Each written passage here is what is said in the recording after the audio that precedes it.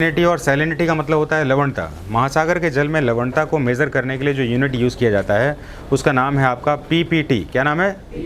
PPT का मतलब होता है पार्ट पर थाउजेंड। पीपीटी क्लियर है? हाँ, तो पार्ट पर थाउजेंड बोला था ना, आपको बताया था इसमें। तो इस तरीके से जो है इसको मेज़रमेंट यूनिट में रखा जाता है। इसको किस स्केल में मेज़र करते हैं? इसमें इसको जिस स्केल में मेज़र करते हैं उसका नाम है सैलिनियोमीटर। अब हमारे पास एक क्रूशल सा क्वेश्चन आ जाता है कि महासागर के जल में नमक या लवणता आती कहाँ से? जब भी हम सैलिनिटी बात करते हैं तो सैलिनिटी का मतलब होता है नमकीन होना। महासागर का जल नमकीन होता क्यों है, और क्या हमारे पास जो नमक का रेंज है वो एक ही नमक है या और भी कुछ नमक है? ये भी एग्ज़ाम का बहुत अच्छा क्वेश्चन है। इसके ऊपर अगर मैं शॉर्ट में आंसर देना चाहूँ तो एक नमक का नाम है जो कि कोई भी बता सकता है। क्या नाम है? सबसे ज़्यादा, अरे कौन सा नमक सबसे ज़्यादा पाया जाता है?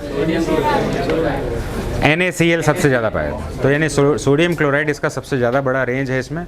और उसके बाद हमारे रेंज के कुछ क्वेश्चंस हैं जो कि आपको एग्ज़ाम में कैसे आएंगे मैं आपको बता देता हूँ। वो आपको सीक्वेंस में आएगा। जैसे NaCl सबसे ज़्यादा पूछा जाता है और ये 78% तो ये होगा। लेकिन हमें ये पता होना चाहिए कि सोडियम क्लोराइड जो कि हम आम नमक में यूज़ करते हैं, इसको छोड़कर बाकी भी जो नमक है, कभी कभी इसका आंसर नहीं देकर इसी को पूछ लिया कि दूसरा सबसे पहला कौन सा है, दूसरा सबसे इंपॉर्टेंट कौन सा है, तीसरा कौन सा है। और तीसरा क्वेश्चन का ये रेंज है आपका कि arrange the following salts in the ocean water on the basis of their sequence, ascending order और डिसेंडिंग ऑर्डर। तो ऐसे समय में जो है हमारे पास ये डिसेंडिंग ऑर्डर का हमने चार्ट लिया है। तो सबसे पहले कौन है? सोडियम क्लोराइड, दूसरा, तीसरा, नेक्स्ट। ये सारे नमक जो है बेसिक रीज़न है जो कि महासागरों के जल के नमक को बढ़ाते हैं। अब क्वेश्चन आता है कि नमक आते कहाँ से? तो नमक आने का कुछ बेसिक्स हैं जिसको हमें समझना पड़ेगा, है ना। इन एंड जनरल अगर हम ओशन की सैलिनिटी की बात करें तो इसका जनरल सैलिनिटी होता है 35%। कितना? 35%। पार्ट पर थाउजेंड की बात कर रहे हैं हमें इसमें, इसके ऊपर हम 35% की बात कर रहे हैं। तो यहाँ पर ये 35% कैसे लिया गया है और ये 35% नमक आता कहाँ से? तो यहाँ पर इसमें एक केमिस्ट्री का चैप्टर भी जुड़ता है, इसको हम कहते हैं molarity, number of moles. Moles का मतलब होता है number of salt particles present और dissolve in the ocean water. तो इस तरीके से हमने जो है मोलैरिटी को तो समझ लिया इसमें, और इसके बाद जो है नंबर ऑफ सॉल्ट्स जो हैं वो आते कहाँ से, इसको समझने का प्रयास करते हैं। तो सॉल्ट्स के आने का पहला बेसिक रीज़न लेते हैं धरती का फॉर्मेशन। धरती का फॉर्मेशन हमारे पास 95% जो बना हुआ है वो इग्नियस रॉक से बना हुआ। कौन से रॉक से? इग्नियस रॉक को हिंदी में क्या कहते हैं? आग्नेय चट्टान कहते हैं। धरती का फॉर्मेशन ही उसी चट्टान से हुआ, धरती बनी ही उसी चट्टान से, जिसके कारण प्राइमरी रॉक के रूप में किसको जानते हैं? तो प्राइमरी रॉक भी कहते हैं। और प्राइमरी रॉक का फॉर्मेशन हुआ है कार्बोनेट से। किससे हुआ है? और कार्बोनेट्स होता है नमकीन प्रकृति, उसमें प्रवृत्ति इसकी नमकीन होती है इसमें। तो जब हमारा रॉक्स बन रहा था ना, ये तो बनने के समय में दो घटनाएं हो रही थी। एक जो था, धरती के ऊपर बारिश भी हो रही थी और धरती जो है कूल डाउन भी हो रहा था। तो कूल डाउन होने के समय में धरती के ऊपर जो बारिश हुआ, जिसको हमने दो नाम उस समय दिया था, पेंजिया और पेंथालासा। पेंजिया मतलब ज़मीन का भाग और पेंथालासा मतलब ओशन का भाग। इन दोनों के भाग में वो जो सॉल्ट नेचर का जो रॉक्स था उसका सॉल्ट डिज़ोल्व हो गया हाइड्रोस्फीयर को हम ओशन के नाम से जानते हैं। और बाद में डिज़ोल्व होते होते इसकी परसेंटेज को बढ़ा गया इसमें, यानी एक एवरेज की सैलिनिटी बन गई। अब हमारे पास एक क्वेश्चन आता है कि ठीक है भाई, हमने रॉक्स से ये लिया है इसमें, और रॉक्स जो है सैलिन नेचर का होता है, जिसके कारण हम जो है मानते हैं। और नहीं समझ में आए तो एक और एग्जाम्पल ले सकते हैं कि काला नमक करके एक चट्टान होता है। काला नमक क्या होता है? एक रॉक ही होता है जिसको पीस के लोग खाते हैं, खाना में खाते हैं ना गाइस। लोग कहते हैं वाइट सॉल्ट नहीं खाना, तो कहते हैं फिर कौन सा सॉल्ट खाएं? तो कहते हैं वो ब्लैक सॉल्ट खाएं। सेंधा, अच्छा सेंधा नमक भी बनता है तो कहाँ से बनता है? रॉक से ही तो बनता है ना। तो कहने का मतलब रॉक बेसिक नेचर में कैसा रहता है? सॉल्टी रहता है। अब ये सॉल्टी हो गया तो ये रॉक का तो बात ठीक है इसमें। अब हम देख रहे हैं इसमें कि कुछ जगहों पर अगर ओशन की बात की जाए तो कुछ जगहों पर सैलिनिटी कम है, कुछ जगहों पर ज़्यादा है। इसका क्या कारण? यानी कि सैलिनिटी का डिफरेंस का क्या कारण है, ये अब क्वेश्चन बनता है। तो सैलिनिटी पे डिफरेंस का कारण कुछ जो है एक नहीं है, बहुत सारे रीजंस। तो हम इसमें पहला रीज़न ले लेते हैं इसमें, नंबर वन रीज़न लेते हैं। अगर किसी भी ओशन के वाटर में नदियाँ अगर मिल रही हैं तो नदियाँ जो है अपने साथ फ्रेश वाटर जो कि मीठा पानी होता है उसको लेकर आती हैं, ओशन में मिलती हैं। तो उस जगह पर जहाँ पर नदी मिल रही है वहाँ की सैलिनिटी कम हो जाएगी। क्या हो जाएगी? कम हो जाएगी। तो जाहिर सी बात है कि धरती के ऊपर अगर हम ओवरऑल स्टडी करें तो हमारे नॉर्दर्न पार्ट में 60% पॉपुलेशन है और 40% जो है पॉपुलेशन साउदर्न है। यानी कि ज़मीन का कितना भाग है 60% नॉर्दर्न पार्ट में। तो ज़मीन होगा तो रिवर्स भी होगी, तभी तो ज़मीन है उसमें। और इस आधार पर जो है ये रिवर का वाटर जब इस ओशन के साथ मिलता है तो नॉर्दर्न पार्ट पर उसकी सैलिनिटी को कम कर देता है। लेकिन साउदर्न पार्ट में सिर्फ 40% ही लैंड एरिया है, 60% क्या है, ओशन एरिया है। और ये ओशन एरिया के ऊपर इसका जो रिवर का जो कंट्रीब्यूशन है बड़ा ही कम है, जिसके कारण साउदर्न जो ओशंस हैं उनमें जो है फ्रेश वाटर का मिक्सअप होने का चांस कम हो गया। और इसलिए साउदर्न पार्ट ऑफ ओशन में क्या होता है, नमक ज़्यादा होगा। एक रीज़न समझ में आ गया आपको, रिवर वाटर ने कम और ज़्यादा किया, क्या क्लियर है कि नहीं? यानी कि हम नमक वाले पानी में ज़्यादा मीठा पानी मिला दें तो उसकी सैलिनिटी कम हो जाएगी। पहला रीज़न ये हुआ। दूसरा रीज़न ये मानते हैं कि पोल्स की तरफ, क्योंकि पोल्स पे स्नो जमा हुआ, ग्लेशियर्स हैं, और ग्लेशियर्स कभी भी जो है नमक वाले पानी से नहीं जम सकता, वो फ्रेश वाटर से ही जमेगा, क्योंकि फ्रेश वाटर हल्का होता है। तो ऐसे कंडीशन में जब ये ग्लेशियर्स पिघलते हैं और मेल्ट होकर जो है ये अपने पानी को ओशन में मिलाते हैं, तो ग्लेशियर वाले मेल्टिंग प्लेस पर जो है ना ओशन का वाटर जो है वो कम सलाइन हो जाता है, क्योंकि ग्लेशियर पिघलता है तो क्या मिलता है, फ्रेश वाटर मिलता है। क्या नमक वाले पानी से आइसक्रीम बना सकते हैं क्या? जमेगा ही नहीं। तो जाहिर सी बात है ग्लेशियर जितने भी हों कैसे पानी से बने हैं, वो फ्रेश वाटर से, वो फ्रेश वाटर से। और फ्रेश वाटर के पिघलने से जो पानी मिल रहा है ना, वो पानी मिल रहा है फ्रेश वाटर, यानी कि मीठा पानी। और इसलिए यहाँ पर जो ओशन है उनका सैलिनिटी है कम। तो हमें दो रीज़न पता चल गया इसमें। नेक्स्ट हम बात करेंगे टेम्परेचर का। धरती पर जो है टेम्परेचर एक ऐसे रीज़न पर पड़ता है जब ये जहाँ पर इवेपोरेशन हो जाता है, और इवेपोरेशन होने से इवेपोरेशन में उड़ने वाला पानी भारी होगा कि हल्का होगा? हल्का पानी होगा, जाहिर सी बात है। तो ओशन के अंदर जो इवेपोरेशन हुआ तो उसमें मीठा पानी, हल्का पानी ऊपर चला गया। तो मान लेते हैं ओशन में अगर 100 ग्राम पानी है और 20 ग्राम इवेपोरेट हो गया, तो अब जो है 80 ग्राम जो पानी है उसमें नमक और कंसनट्रेटेड हो गया। तो इसके कारण जो है टेम्परेचर ने एक फैक्टर बनाया जिससे कि हमारा ओशन का सैलिनिटी बढ़ता है और घटता है। लेकिन ये 0 डिग्री की तरफ जो है ना, ये एक बहुत ही क्रूशियल रीज़न बनता है जहाँ पर टेम्परेचर एक रीज़न नहीं बनता। 0 डिग्री धरती का वो रीज़न होता है जहाँ पर टेम्परेचर रहता तो बहुत ज़्यादा है, लेकिन उसी दिन हमेशा ही कन्वेंशनल रेनफॉल भी होता है। यानी कि यहाँ पर जो है, अगर आप पहले वाले लेक्चर को ध्यान से देखें तो ट्रेड विंड सालों भर चलती हैं यहाँ पर, और दिन के समय हवाएं अपने साथ इवेपोरेशन लेकर आती हैं और 0 डिग्री के ऊपर टकरा कर जो है बारिश करती हैं। यानी कि दिन में तापमान ज़्यादा होना और 4 बजे के बाद तेज़ बारिश होना, 0 डिग्री के ऊपर जो है तेज़ बारिश में पानी जो होता है वो किस तरह का होता है, फ्रेश वाटर होता है, और ये ओशन के वाटर की सैलिनिटी को डिक्रीज़ कर देता है। तो 0 डिग्री के ऊपर आप क्या मानते हैं, टेम्परेचर तो ज़्यादा है लेकिन सैलिनिटी कम है। क्या कारण मानते हैं इसका? रेनफॉल के कारण जो है ये तापमान ज़्यादा होने के बाद भी यहाँ पर सैलिनिटी कम होगा। तो ऐसे कुछ बेसिक रीज़न है जिसके ऊपर हमारा सैलिनिटी फैक्टर डिपेंड करेगा। और धरती पर जो है कहाँ पर सैलिनिटी ज़्यादा है, इसके कुछ हम क्वेश्चंस को सॉल्व करें। लिखना स्टार्ट करें जल्दी से। हेडिंग बना लेंगे salinity in water, salinity of ocean. Heading है salinity of ocean, salinity of ocean.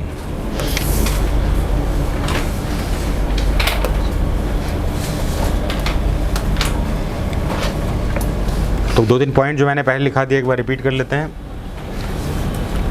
Salinity of sea water is generally expressed in parts per million. अच्छा, हमने पार्ट्स पर 1000 बोला था ना?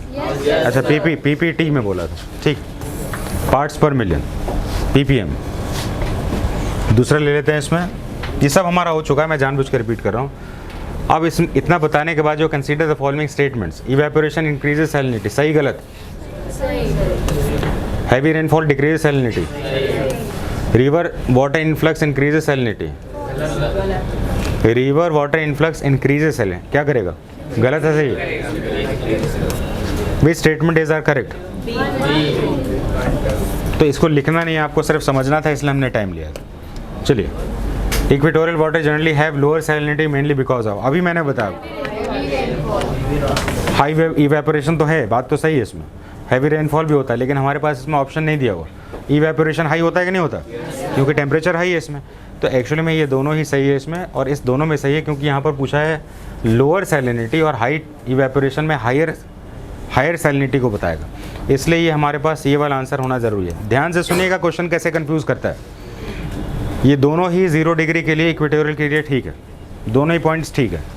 टेम्परेचर ज़्यादा होता है कि नहीं होता है? तो हाई इवेपोरेशन भी सही है, लेकिन ये क्वेश्चन पूछ रहा है equatorial waters generally have lower salinity, कम होने वाली सैलिनिटी का कारण पूछ रहा है।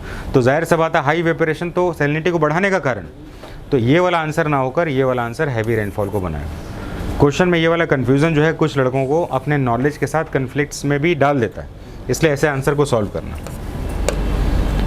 Average salinity of ocean water, तो ये भी हमने देख लिया इसमें, और किससे मेज़र किया जाता है? चल अब हम आ जाते हैं इसमें important salts dissolve in ocean water. Important salts dissolve in ocean water, heading है आपका important salts dissolve in ocean water. इस चार्ट को पहले बनाएंगे, छोटे छोटे टॉपिक को चार्ट से कवर करते हैं। Important salts dissolve in ocean water.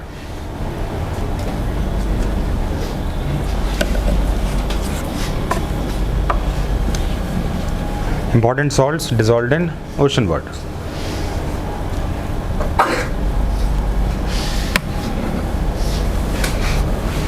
आपको चार्ट बनाने के बाद इसको इस तरह से एरो बनाना है। ये क्या शो करता है? डिसेंडिंग, यानी सबसे पहले ज़्यादा उसके बाद कम।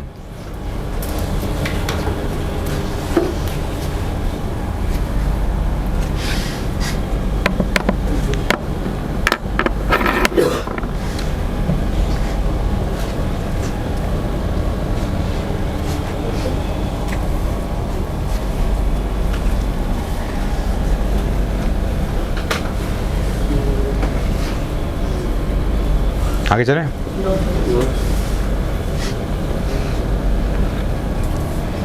कभी कभी जो है ना NaCl भी पूछ लिया जाता है, इसलिए सोडियम क्लोराइड के साथ इसको लिखना ज़रूरी है। कभी कभी MgCl पूछ लिया जाता है, या कभी कभी मैग्नीशियम क्लोराइड पूछ लिया जाता है। तो केमिकल फार्मूला और केमिकल नेम दोनों लिखना है आप।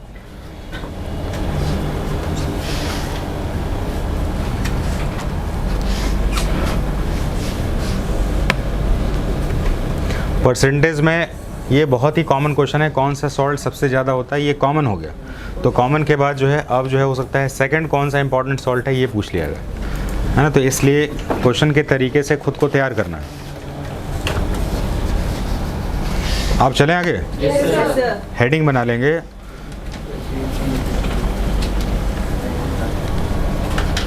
Reason of salts in ocean. Reason of salts in ocean, कारण क्या है सॉल्ट्स का ओशन में। Reason of salts in ocean या in the ocean.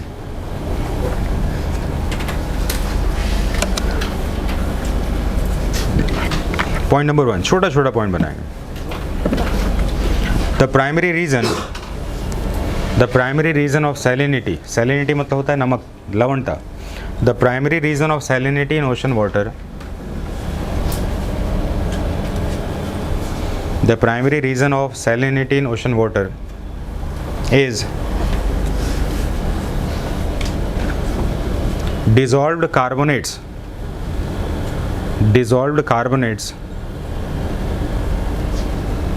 which is the primary component of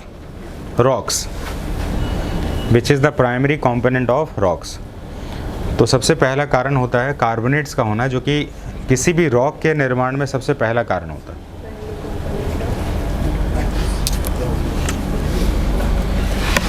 Point number next. Ocean waters creates friction on plate tectonics. Plate tectonics मतलब धरती की सतह वाला प्लेट पे हमेशा फ्रिक्शन करता है। Creates friction on plate tectonics. For that reason,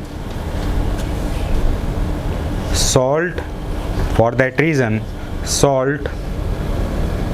of the plates, salts of the plate dissolve in the water.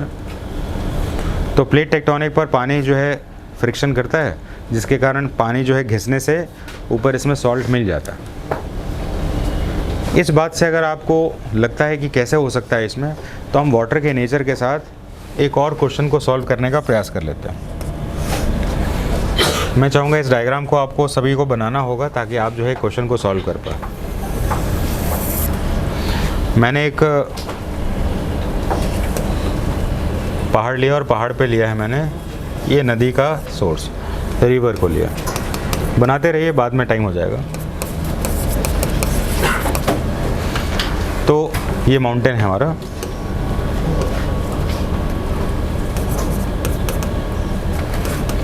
Mountain के ओरिजिन पर जो है ना कोई रिवर जब फॉर्म हो रहा होता है ना, तो यहाँ पर वहाँ पर सॉल्ट के साथ जो है इसका फॉर्मेशन नहीं होता, यानी कि वो फ्रिक्शन नहीं होने से इसमें सॉल्ट नहीं बन रहा होता है। और उस सॉल्ट में एक मेजर कंपोनेंट होता है जिसको कहते हैं आयोडीन। आयोडीन सुना आपने? जैसे एक एडवर्टीजमेंट में आता है इसमें कि इस नमक में आयोडीन है ना, तो ऐसा करके सभी में होता है आयोडीन, लेकिन ऐसा करके बता दिया है। तो एक्चुअली आयोडीन जो होता है ना वो रॉक्स के साथ जो है मिला हुआ एलिमेंट है इसमें, जो कि इनके फ्रिक्शन के साथ पानी में मिल जाता है। तो पहाड़ों पर रहने वाले लोग जो वो रिवर का वाटर यूज़ करते हैं ना, उसमें आयोडीन नहीं रहता है क्योंकि उस समय तक वो फ्रिक्शन से डिज़ोल्व नहीं हुआ। लेकिन प्लेन में रहने वाले लोग जो है उसमें इतना फ्रिक्शन हो चुका है कि जो पानी पीते हैं उसमें आयोडीन आ चुका रहता है।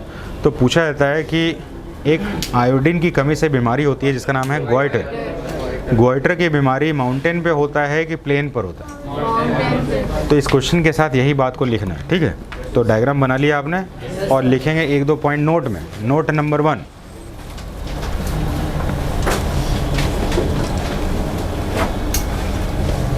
ग्वाइटर, ग्वाइटर जिसको घेंगा वर्ड कहते हैं, हिंदी में इसको घेंगा बीमारी के नाम से। Goitre is a disease, goitre is a disease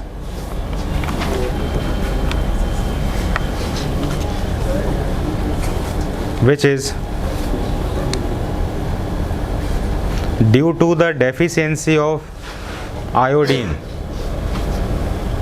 Goiter is a disease due to deficiency of vitamin D, sorry, due to deficiency of iodine. नीचे एक और नोट लिख लीजिए। ग्वाइटर बीमारी होती कैसे है, तो इसको वही बात लिख रहे हैं। इसमें होता है ना कभी कभी कि ये डिसीज़ कहाँ पर इफ़ेक्ट करती है ना। जैसे कि मान लीजिए किसी को, अगर मैं एक आसान सा क्वेश्चन पूछता हूँ, मायोपिया बॉडी के किस ऑर्गन को इफ़ेक्ट करती है? सही बात है ना? अच्छा बताइए, फुट एंड माउथ डिसीज़ किसको करती है? इधर बताइए, फुट एंड माउथ डिसीज़ किसको करती है? बैठे बैठे बताइए, पीछे, आपके पीछे हैं। तेरी कुछ भी बोला, इधर बैठो। इसलिए कह रहे सावधानी रहो थोड़ा सा। Foot and mouth disease is the disease of cattle only. किसका? ये आदमियों को नहीं होता है ना। आप कहाँ कहाँ से घुमा दिए इसमें, इसलिए सावधानी बरतिए। सावधानी हटी तो आप उसको आदमी का बीमारी बता देंगे इसमें। तो फुट एंड माउथ डिसीज जो है ना, जिसको खुर पका मुँह पका कहते हैं, और ये कैटल में होता है। तो जाहिर सी बात है कौन से बॉडी ऑर्गन को इफेक्ट करता है? तो ऑर्गन, एनिमल का ऑर्गन कौन सा हुआ? फुट या माउथ हुआ। स्टोमक को नहीं करेगा, आइज़ को नहीं करेगा। उसी तरह से ये ग्वाइटर डिसीज़ किसको इफेक्ट करता है? गले को, गले को, ठीक है? नहीं, वो दूसरा बीमारी हो। तो लिखेंगे इसमें ग्वाइटर इफेक्ट्स नेक, और इसको हम स्वॉलन नेक डिसीज़ भी कहते हैं। स्वॉलन नेक, फूला हुआ गला, है ना, ऐसा डिसीज़। आपने कभी ग्वाइटर का पेशेंट देखे हैं? नहीं देखे? किताब में भी ओरिजिनली देखा है क्या? कहाँ पर? कहाँ पर? अच्छा, प्लेन में भी देखे हैं इसमें? मतलब जहानाबाद तो प्लेन ही ना हुआ, प्लेन मतलब मैदानी भाग में, पहाड़ पे तो नहीं ना देखे ना इसमें। तो हमें ये वाला बीमारी पता चल गया ना इसमें, आप पता चले कि आप फिर गांव तक पहुंचा देंगे, इसलिए आप उसके बारे में बात नहीं करेंगे। तो हमने इसके बारे में बात कर लिया। नोट साइड का दूसरा पॉइंट आ जाते हैं। Other sources of salinity is volcanic ashes,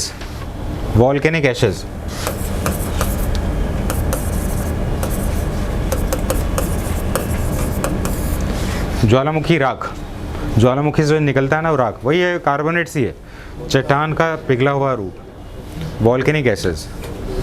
क्या वॉल्केनिक एसिड समझ में आ गया? क्योंकि चट्टान का पिघला हुआ रूप होता है तो जाहिर सी बात है वो सॉल्ट ही ऐड करता है इसमें।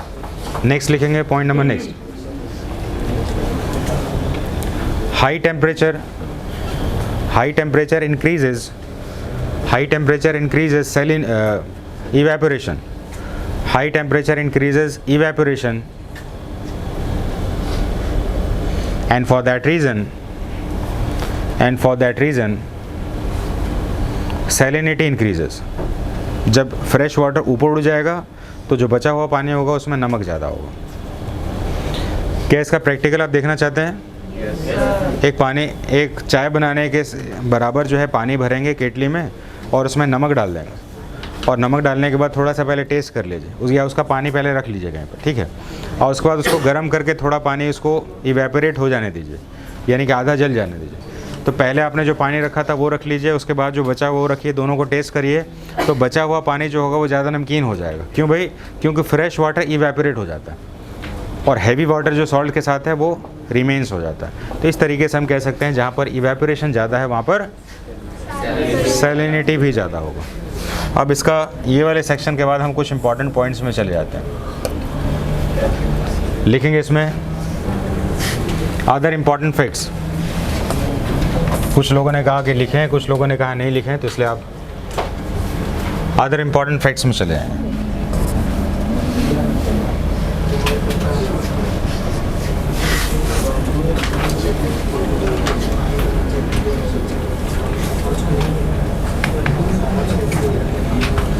अब यहाँ पर देखिए सैलिनिटी को मैंने जो बताया पार्ट पर 1000 बोला है ना, ये 1000 जो बोला था, क्योंकि 1000 क्या होता है इसमें मिलीग्राम होता है, ग्राम होता है ना।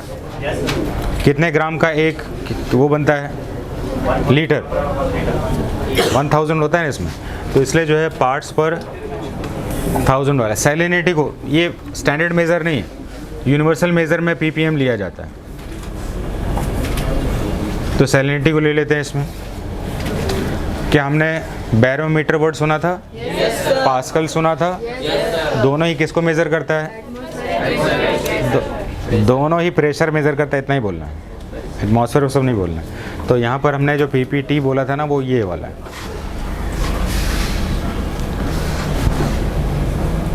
अब देखेंगे इसमें average salinity, ocean salinity.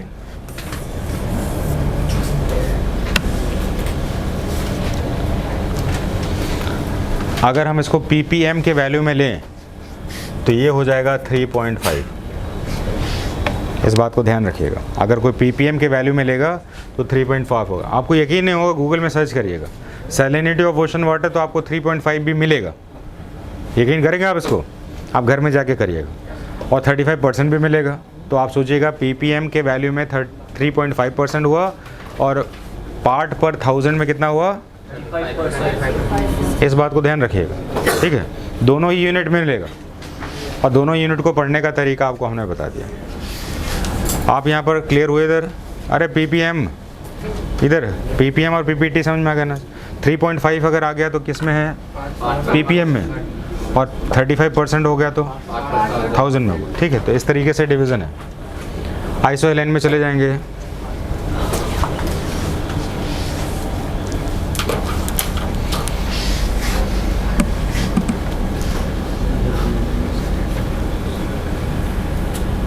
आइसोहेलेन word जो है आपके 1 या 2 साल 1.5 साल पहले एग्जाम में पूछा गया।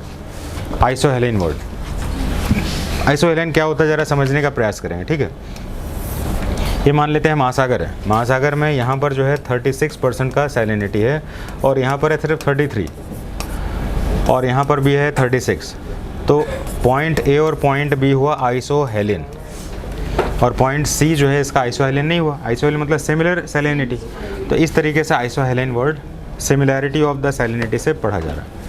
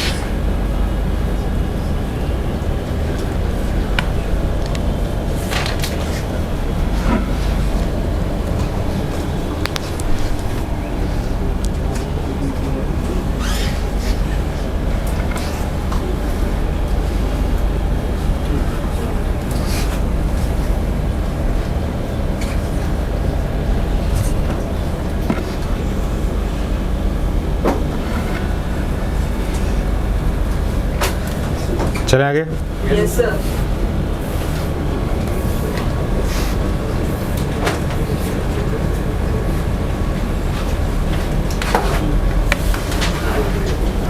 ये सारा चीज़ वही है जो कि आपको मैंने बता दिया आपको। इम्पॉर्टेंट फैक्ट्स में लिख लीजिए।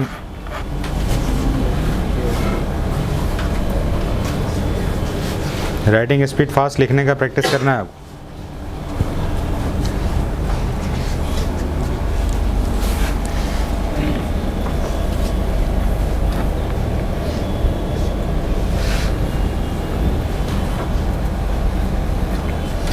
कुछ काम है जिसको स्लो करना चाहिए, कुछ काम है फास्ट करना चाहिए। अच्छा, आपने किसी को पानी पीते देखा होगा तो क्या कहो, जल्दी पियो। खाना खाते देखा होगा तो जल्दी खाना खाओ। लेकिन लिखते हुए देखा होगा तो कभी सुना है कि स्लो लिखो? कुछ जगहों पर हमें डिसाइडेड होना होगा कि हमें फास्ट लिखना होगा, है ना, क्योंकि लिखने का काम जो है हमारे लिए एक एडिशनल रिस्पॉन्सिबिलिटी है। प्राइमरी रिस्पॉन्सिबिलिटी है अंडरस्टैंडिंग, समझने के लिए पूरा समय लीजिए और लिखने के लिए उसका आधा।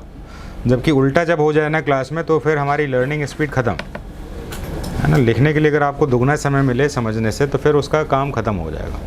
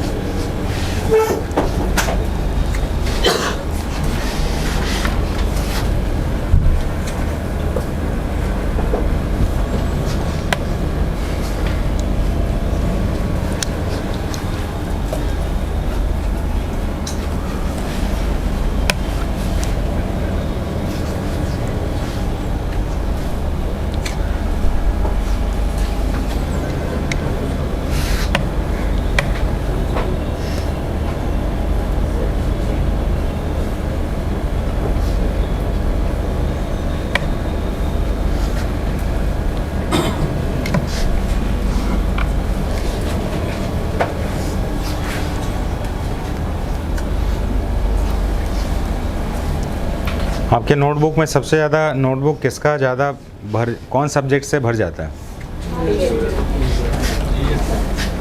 नहीं, जितने भी सारे सब्जेक्ट्स होते हैं उसमें सबसे ज़्यादा भरता किस में है?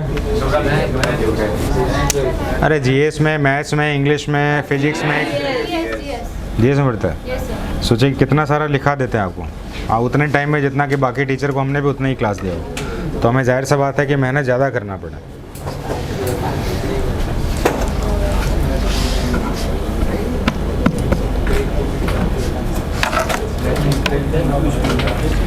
आज से आपको यकीन नहीं होगा ना सुन के, फिर भी बता देता हूँ उसमें।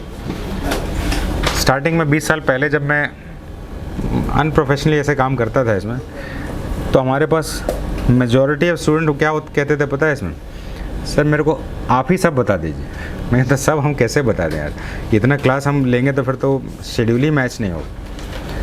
तो ये हमारे पास स्टार्टिंग की समस्या थी 20-22 साल पहले के इसमें। हालांकि एग्जामिन ही तो सभी सब्जेक्ट पढ़ेगा तभी तो पास होगा ना। तो उस समय एग्जामिन ही ज़्यादा था, मैं ना एग्ज़ाम देने वाला एज था उसमें। तो एक अलग दौर था इसमें। आप भी अभी उसी एज में, जानना सभी पड़ेगा आपको।